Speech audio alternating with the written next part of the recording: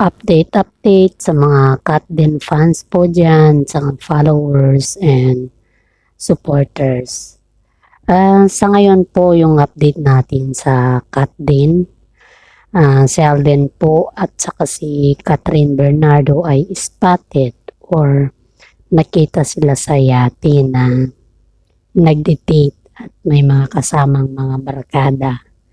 Ayon po sa legit na source ko na nagsasabi sa akin na gusto daw ni Alden at saka si Catherine Bernardo na parang lumayo muna sa publiko at yung may sariling mundo ba. Dahil sa mga ganap nila na hindi sila nagkikita palagi, dahil sa mga endorsement ni Catherine, busy din siya at saka busy din si Alden Richards sa shooting sa Hong Kong. Kaya mga gusto ng mga magkabilang panig na gumawa muna ng sarili ng mundo, pumunta sa outing, kasamang mabarkada para kahit papaano ay matanggal yung mga pagod nila sa isa't isa. Ayun naman sa mga netizen na nakakita sa kanila, mas pabor sila sa ginawa nilang dalawa dahil napaka-toxic na rin sa paligid ang mga comment, ang mga buzzers, kagaya ng mga Katniel na buzzers, binabas silang dalawa dahil hindi nila tanggap na magkatandem talaga sila.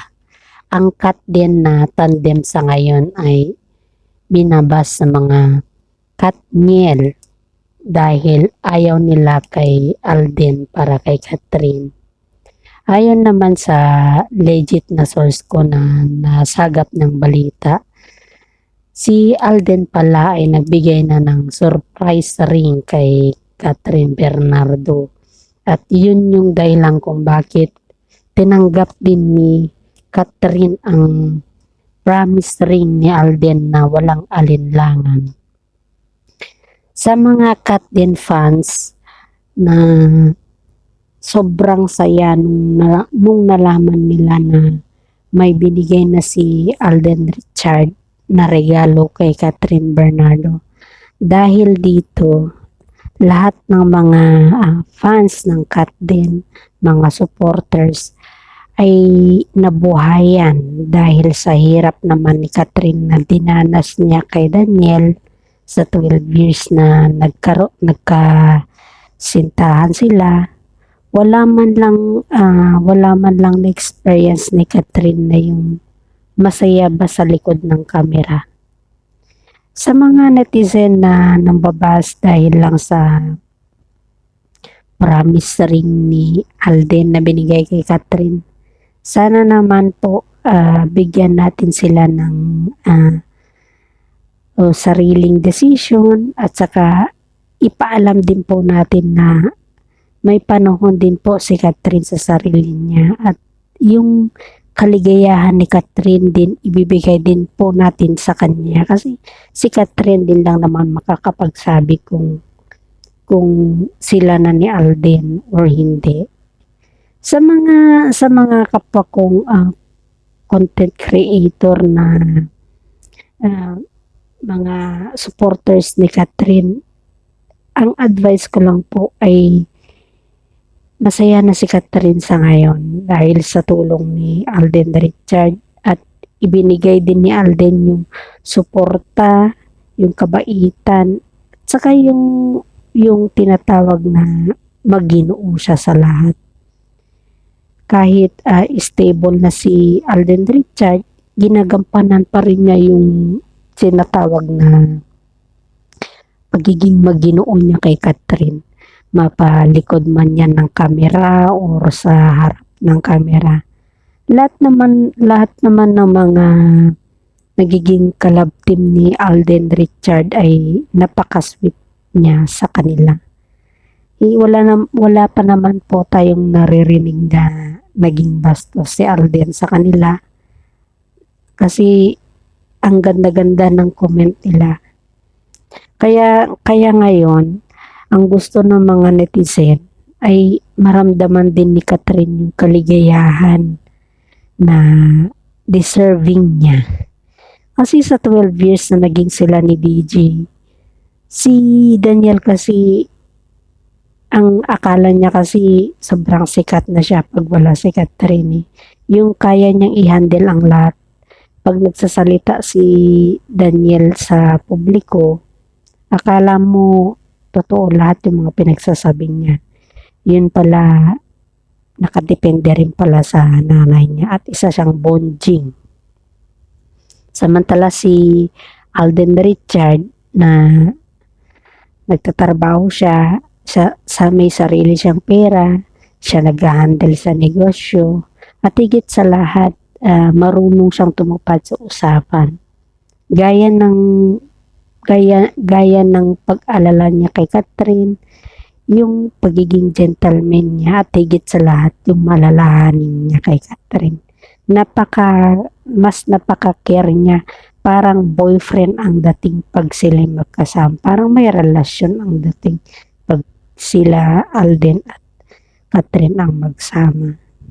Dadako naman tayo sa issue ni Daniel Padilla na pinapatamaan daw niya si Catherine at Alden Richard sa kanyang kanta. Ganun naman talaga si Daniel Padilla. Tuwing may hindi siya nakukuha, puro patama na lang ang kanyang mga sinasabi, dinadaan niya sa mga kanta. Dahil ang akala niya kasi, mabilis niya pa rin makuha si Catherine dahil naging ex niya ng 12 years. Pero dahil nasaktan na rin si Catherine sa kanyang ginagawa at nahirapan na si Catherine, hindi naman madali para kay Catherine yung mag-move on sa 12 years na yun. Kasi alam niya naman sa sarili niya na si Daniel lang ang kaisa-isang lalaki sa buhay niya. Kasi ikaw ba naman yung ilang taon pa lang sila at naging sila na. Tapos ngayong may edad na sila at going sana to future kasal, pero naudlot dahil sa ginawa ni Daniel na ng babae. Hindi lang kasi maamin-amin ni Daniel na siya yung may kasalanan dahil sinabihan siya ng mga direktor na ilihim muna habang hindi pa mainit ang issue. Pero ayon kay OG Diaz na naglabas sa mga issue ng breakup nila, hindi lang kasi madirect ni OG Diaz kung ano yung dahilan kasi sa dami ng sinasabi nila na paikot-ikot na salita, hindi mo matumbok kung ano yung dahilan. Gaya ng kapatid ni Catherine na nagsabi din na may cryptic post siya noon pero pinaliwala lang yun ng netizen. Kasi ang alam kasi ng mga netizen, mga Katniel fans, ay hindi yun totoo. Kundi gawa-gawa lang yun ng mga content creator na kagaya ko. Hindi naman sila makagawa ng content kung wala naman silang naririnig na sinasabi ng mga publiko kay Daniel. Isipin nyo, sa 12 years na yun, nakailang babae na si Daniel kay Catherine. Kaso si Catherine, ayaw lang niyang isa publiko at ayaw niya lang ilabas dahil iniisip niya palagi yung reputasyon ni Daniel at saka yung karir ni Daniel na masisira dahil lang dun. Sana naman, advice ko lang kay DJ, sana naman bago niya sana ginawa yung ganun na skandal niya or yung ganun na issue niya, nag-isip muna siya kasi hindi naman siya masasabing sikat kung wala naman si Catherine . Kaya mga netizen sa ngayon, dahil sa sobrang lungkot ni Catherine, buti na lang at nandyan si Alden Richard na gumabay sa kanya, binigay lahat ng suporta at hindi siya iniwan sa ere. Kaya laking pasasalamat ang mga pamilya Bernardo kay Alden. At iyon din yung dahilan kung bakit napaka-welcome ni Alden sa pamilya nila Kat. Tinuring na rin siyang bilang isang anak Kasi napaka-care, nakikitaan siya na talaga yung the only one ni Kat na nagbibigay ng saya at mga sakripisyo niya habang sila ay busy, nagsasakripisyo din si Alden na pumunta sa bahay nila Kat, binibisita, kinakamusta. At hindi lang yan, kahit nung may awarding silang dalawa, hindi pumunta si Alden dahil mas gusto niya na pumunta sa bahay nila Kat kasi napaka-welcome na welcome siya dun.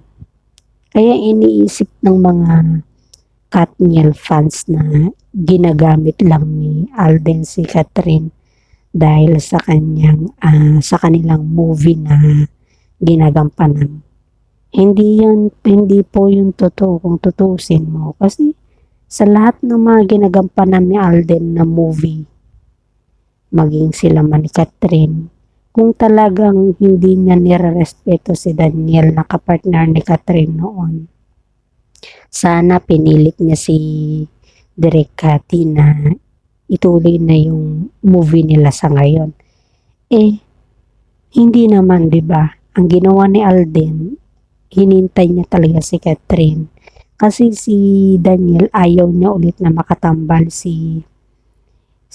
ayaw ulit ni Daniel makatambal ni Catherine si Alden dahil nga dun sa movie nila na Hello Love Goodbye ay mas inangatan niya yung movie nila Catherine at Daniel. Mas pumutok sa takil yung Hello Love Goodbye ni Catherine at Alden. Dahil dito, ayaw kasi ni Daniel na maiwan sa ere. Kaya sinabihan niya si Catherine na kapag may movie sila ni Alden Richard na naman, ayaw niyang tanggapin hanggat hindi si Daniel ang maging kapartner niya sa movie. Hindi siya magtatanggap ng mga ibang proyekto pag si Alden ang katambal ni Catherine. Yan yung sinasabi ni Daniel kay Catherine, kaya si Catherine dahil sobrang mahal niya si Daniel Padilla at gusto niya lahat ng mga sinasabi ni Daniel sinusunod niya.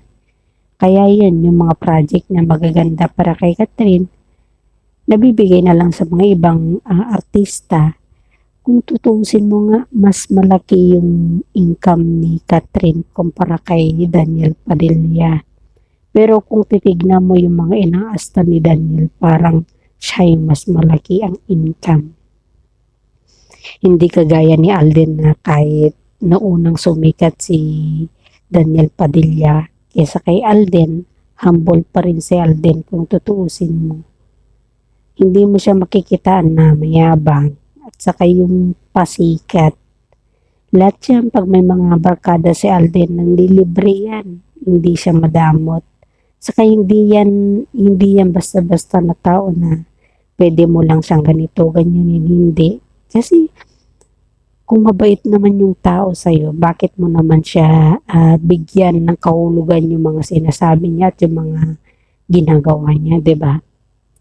Sa mga netizen na nambabas sa mga Katniel fans, tigilan nyo na yan kasi dapat magbigay tayo ng mga positibo.